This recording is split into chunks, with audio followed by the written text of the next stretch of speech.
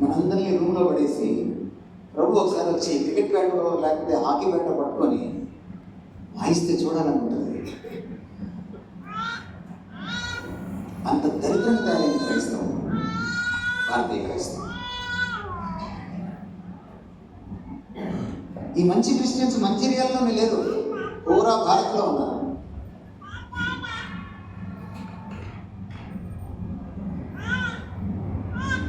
ఈ ఆలోచనకి వదిలిపెట్టేస్తున్నాను.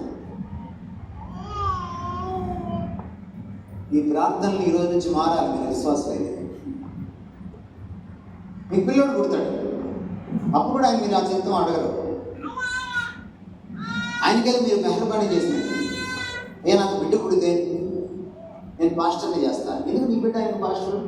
నీ బిడ్డ కాకపోతే ఇంకోటి వాడుకుంటాడు ఆయన. ఆయనకి నువ్వు లంచం ఇస్తావా? నీకు ఇంకా అన్య విశ్వాసం పోలా నీలో, ఆ అన్య సంస్కృతి పోలా నీలో. ఇంకా అన్యుల దేవుళ్ళు దేవతలు వాళ్ళకి లంచం ఇస్తే కానీ పనిచేయరు, వాళ్ళకి మొట్ట చెప్పాలి, దాన్ని మొక్కు అంటారు. కానీ నీ దేవుడు నువ్వు అడగకుండానే నీ కోసం ప్రాణం ఇచ్చున్నాడు. నువ్వు ఆయనకి తాయిలాలు ఇవ్వాలా? కొంతమంది పెట్టుకుంటుందనే నేను దేవుడికి డెడికేట్ చేసేసానండి. నువ్వెవరు డెడికేట్ చేయడానికి? బిడ్డలు దేవుడిచ్చి బహుమానం రాయబడింది. నువ్వు అడగాలి ఆయన్ని, ప్రభు వీడిని ఏం చేయమంటావు, ఈ అమ్మాయిని ఏం చేయమంటావు, ఎలా పెంచమంటావు, దేనికోసం పెంచమంటావు, ఏది సాధించడానికి పెంచమంటావు? ఇప్పుడే నా కళ్ళలో చూసి అడిగావా? నీ చిత్తం ఏంటి ప్రభువా అంటాడు విశ్వాసి. దొంగ విశ్వాసం ఏం చేస్తాడంటే నా చిత్తం జరుగునుగా అంటాడు.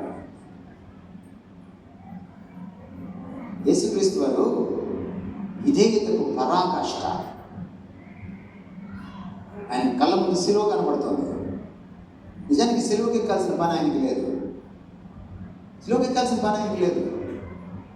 ఆయన సిలువకి ఎక్కకుండా వెళ్ళిపోతే నష్టపోయేది మనమే, ఆయనకేమీ నష్టం లేదు. సిలువకి ఎక్కాల్సిన వాడు కాదు ఆయన, పాపం ఎరుగని వాడు మన కోసం పాపం ముద్దగా తయారయ్యాడు.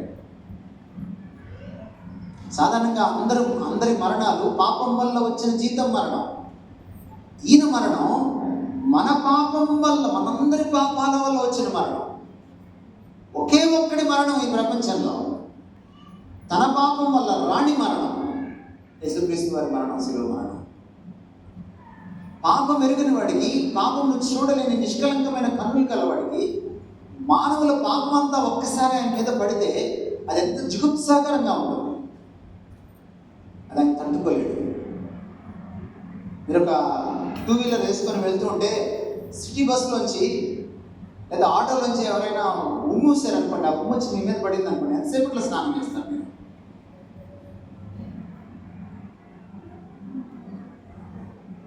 మంచిర్యాల అడుగుతున్నామ్మా, మంచిర్యాల అలవాటు ఏంటి?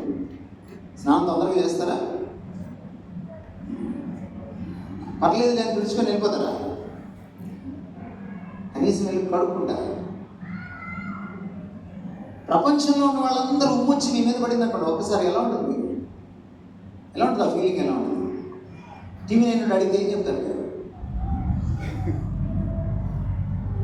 ఆ రోజు గెత్సెమనీలో ఆయన ఫీలింగ్ అంతకంటే ఘోరమైంది.